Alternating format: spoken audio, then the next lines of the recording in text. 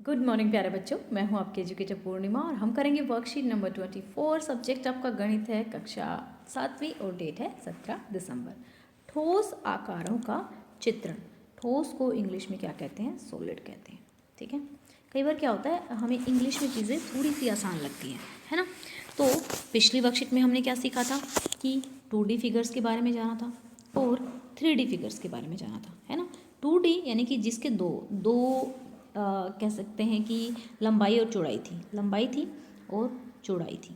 ठीक है, तो वो हमारी क्या थी? 2D figure. और जिसकी लंबाई, चौड़ाई और ऊंचाई भी थी या फिर गहराई कह लो, तो वो थी हमारी 3D फिगर्स। तो चलिए, आपको इसमें कहा गया है कि 2D फिगर्स हम पहले सेकंड पार्ट कर रहे हैं, ठीक है, उसके बाद करेंगे फर्स्ट पार्ट। ध्यान से समझेंगे आप इसको, ओके। क्योंकि यहाँ पे 2D बनानी है। चलो भाई, कितनी कितनी बनानी है? 3 3 बनानी है। आपको स्केल से बनानी है, ओके। स्केल से बहुत अच्छे से इनका जैसे स्क्वायर, ठीक है। स्क्वायर बनाएंगे तो चारों साइड बराबर हो जाएंगी। ये वाली अगर 1 सेंटीमीटर ले रहे हैं तो ये भी एक, ये भी एक, ये भी एक, ठीक है। अब फिर दूसरी बनानी है 2D में। ये हो गया हमारा रेक्टेंगल, ये हो गया हमारा स्क्वायर और ये हो गया हमारा सर्कल, ठीक है। ये 3 बना देना 2D में। 2D फिगर्स बन गई। अब बात करते हैं 3D की। तो 3D बनाने के लिए आपको क्या करना है? 3D बनाने के लिए आपको क्या लेना है? एक क्यूब। क्यूब में क्या होगा? लंबाई चौड़ाई सारी क्या होगी? बराबर होगी, ठीक है। लंबाई चौड़ाई और ऊंचाई तीनों बराबर होंगी। क्यूबॉइड में डिफरेंट हो जाएंगी, ठीक है।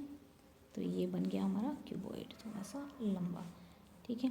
और ये 3D बना रहे हैं हम। और कौन बना सकते हैं? कौन 3D हो गई हमारी, ठीक है। जो भी आपको आसान लगती है। सिलेंडर बना सकते हैं, पिछली वर्कशीट में बनाए थे ना हमने ये सारी चीज़ें। तो ठीक है, ये भी हमारे, ये हो गए हमारे दोनों पार्ट। एक घनाभ का जाल खींचिए, फिर उसे एक सजावटी घनाभ बॉक्स बनाइए। तो इसको देखते हैं अभी। एक घनाभ, घनाभ का नेट हमने बनाया था ना ऐसे, ठीक है। इस तरीके से एक डब्बा हमने इधर खोला था, फिर इधर खोला था, फिर इधर खोला था, फिर इधर खोला था और फिर इधर आ गया था वो, ठीक है। इस तरीके से खुलेगा कुछ, है ना। तो ये हमारा बन गया। तो ये नेट हमने बनाना था और इसको फिर आपको थोड़ा सा एक घनाभ का बक्सा भी बनाना है, ठीक है। अब ये वाला पार्ट रह गया। पिरामिड में कितने शीर्ष, कोर तथा फलक होते हैं? तो देखो बच्चा, यहाँ पे आपको क्या करना है, ये देख लिया हमने। ये मैं बना रही हूँ एक पिरामिड, ठीक है। पिरामिड हमारा कई प्रकार से बनता है, तो कोशिश करते हैं यहाँ पे पिरामिड को अच्छे से बनाने की, ठीक है। अगर बन पाया तो ओके। ये बन गया, ठीक है। अब क्या पूछ रहा है? कितने शीर्ष हैं? जो कोने हैं वो कितने हैं? एक कोना, ठीक है, दो कोना, तीन कोना, चार कोना, पांच कोना। तो शीर्ष कितने हो गए? 5, ठीक है। फलक कितने हो गए? एक फेज ये वाला हो गया, 2 3 4 5। तो फलक भी हमारे कितने हो गए? 5। अब कोर की बात करते हैं। कोर हम यहाँ पे देखते हैं, एक यहाँ पे दोनों छोर मिले हुए हैं, ठीक है। 2 3 4 5 6 7 8। तो छोर कितने हो गए? 8 हो गए। अब इनको निकालने का फॉर्मूला है कि अगर मान लो, इनको निकालने का फॉर्मूला ये है कि ये मेरे पास जितनी साइड होंगी ना, जितनी साइड होंगी, जैसे मेरी इस वाले में कितनी साइड है? यहाँ पे मेरी यहाँ पे साइड है 4, ठीक है। अगर मुझे साइड पता है तो मैं क्या करूँगी? शीर्ष और जो फलक हैं वो तो हो जाएगा साइड +1, यानी कि अगर हमें क्या निकालना है? फलक निकालना है, तो हमारा हो जाएगा n+1, ठीक है। और अगर हमें शीर्ष निकालना है तो वो भी हमारा क्या हो जाएगा? n+1, ठीक है। और अगर हमें निकालना है कोर, तो कोर हो जाएगा डबल, 2n हो जाएगा, कोर 2n हो जाएगा। तो यहाँ पे हमारा n कितना है? 4। n का मतलब है साइड है, तो 2n कितना हो गया? 8 हो गया। और ये शीर्ष कितने हो गए? n+1, यानी कि 4 + 1 5, 5। ये हमारा आंसर आ गया था। तो इस तरीके से हमें पिरामिड बनाना है और इस तरीके से हम इसको निकाल सकते हैं, ठीक है। तो चलिए, एक सपाट पृष्ठ पर ठोस का चित्र खींचना। तो बच्चा देखो, क्या होता है, किसी सादे कागज या वर्गाकार खाने वाले कागज पर एक घन का चित्र बनाने पर वह 3D ठोस दिखता तो है, लेकिन उसको अगर मापेंगे ना तो किनारों की लंबाई जो होती है वो सही नहीं होती है। तो जब ऐसा कुछ बनता है ना, इस प्रकार के चित्र को बोलते हैं त्रियक चित्र, ठीक है। ऐसे जिनमें हम माप सही से नहीं कर सकते हैं, लेकिन जिन चित्रों में हम माप सही से कर सकते हैं वो होते हैं समदूरी चित्र। ठीक है। समदूरिक चित्र होते हैं, ये जो होते हैं इनमें छोटे छोटे बिंदु होते हैं, समबाहु त्रिभुजों में विभाजित होता है जो पेज होता है उनसे बनते हैं ये, ठीक है। तो अब यहाँ पे ठोस वस्तुओं का चित्रण, यानी कि अगर हम ठोस वस्तु को अलग तरीके से देखें, ऊपर से देखें, तो यहाँ पे देखो 1 2 3 3 4 3 3 यहाँ है, 3 यहाँ है, 3 और यहाँ 3 यहाँ, तो 5 5 3 की 5 लाइनें हैं, तो 3 पंजे 15। अगर ऊपर 15 हैं, ऊपर 15 है तो नीचे भी तो 15 होंगे ना। ऊपर 15 हो गए, अगर इस एक के ऊपर एक रखे हुए हैं, तो ये हमारे कितने हो गए यहाँ पे 15 15 15 जमा 15 कितने हो गए 30 हो गए, ठीक है। तो पहले का 30 आ गया। अब दूसरा देखते हैं, तो देखो 1 2 3 4 5 6 7, ठीक है, ये 7 हैं, ऊपर वाले 7 हैं, फिर नीचे वाले जो ये वाले भी 7 हैं, और ये वाले 5 हैं, और ये एक आगे रखा है 6, ठीक है, सॉरी 6 बोल रही हूँ, एक ये हो गए 7 7 14 और 6 कितने हो गए 20 हो गए। तो हमारा 20 कितना आंसर आ गया 20 आ गया। तो अब यहाँ पे कहता है कि जो ठोस होते हैं ना उनको हम अनेक तरीके से देख सकते हैं, डिफरेंट तरीके से हम उसको देख सकते हैं। तो एक विधि ये होगी कि हम अलग तरीके से काट सकते हैं। एक तो उसको ऊर्ध्वाधर काट सकते हैं, ठीक है, यानी कि जो खड़े हुए में इसको काटेंगे, और उसको क्षैतिज तरीके से भी हम काट सकते हैं। तो क्षैतिज तरीके से हम काटेंगे इस तरीके से, तो यहाँ पे हमने इस तरीके से बीच में से काट दिया, ठीक है। और फिर जब इसको ऊर्ध्वाधर काटेंगे तो इस तरीके से कट जाएगा, ठीक है। तो ये हो गया हमारा इस तरीके से। फिर सेम इसी तरीके से यहाँ पे कोन को भी आप काट लेंगे, ऐसे काटेंगे, तो यहाँ पे ड्रॉ करना है कि हाँ भाई ये ऐसे हो गया और नीचे ऐसे हो गया, और जब इसको ड्रॉ करेंगे तो ये ऐसे, और ये हमारी कट के ऐसे हो गई, है ना। तो अब इसको एप्पल को भी आप ऐसे ही काट के इसको ड्रॉ कर देंगे। एक तरीका ये हो गया। फिर दूसरा तरीका है कि हम उसकी शेडो बना लें।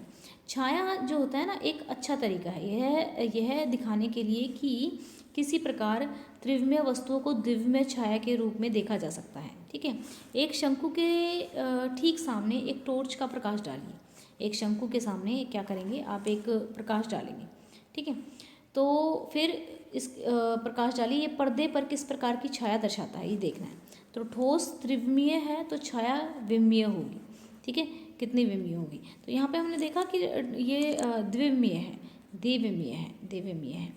तो यहाँ पे क्योंकि देखो ये तो द्विविमीय, यहाँ पे भी देखो कि ये 2D दिखाई दे रही है, 3D तो दिखाई नहीं दे रही है, ये भी हमारी क्या दिखाई दे रही है 2D दिखाई दे रही है।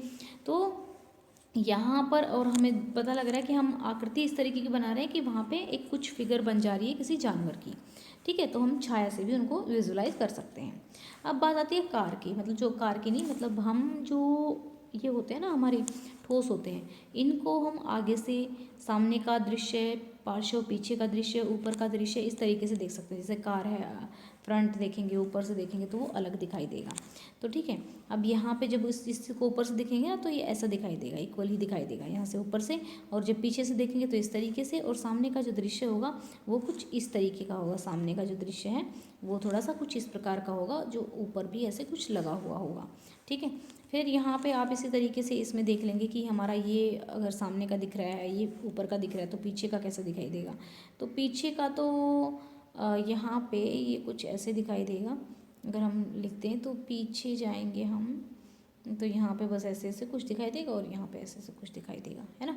तो इस तरीके से दिखाई देगा। आपको ये सारी चीज़ें स्केल से ड्रॉ करनी है, ठीक है। बिना स्केल के ये चीज़ें हो नहीं पाएंगी, तो आपको स्केल का ज़रूर यूज़ करना है। तो बच्चा ये जो आकृति दी हुई है और उसमें दिया हुआ है ये 5 सेंटीमीटर, ये 5 सेंटीमीटर और ये 4 सेंटीमीटर, जो ऊंचाई है वो कितनी है 1 सेंटीमीटर है। फिर 1 सेंटीमीटर का क्यूब बना हुआ है इसके ऊपर। तो ये इस पूरी की पूरी फिगर आपको क्या करनी है, जिसे आपको क्या करना है, ऐसे पहले 5 इधर ले लेना है, 5 इधर लेना है, 5 इधर लेना है, ठीक है।